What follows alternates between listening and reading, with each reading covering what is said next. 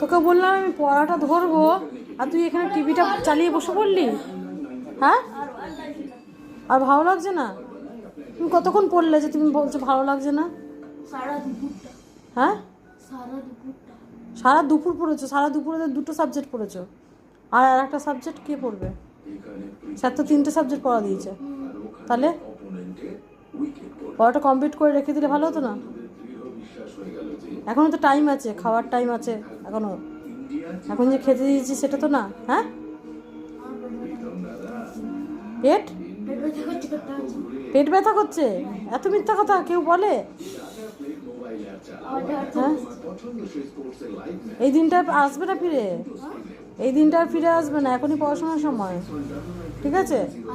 আজকে এই সাবজেক্টটা করে নিলে তাহলে কত তারিখ আজকে? 28 তারিখ।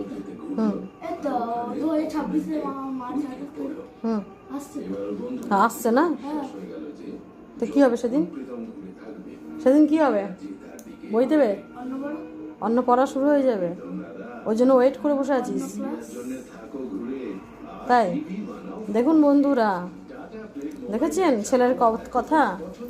ওকে পড়াটা দিলাম যে গিয়ে পড়াটা ধরবো রান্না করতে করতে, আর ও এখানে এসে দেখছি টিভিটা চালিয়ে বসেছে।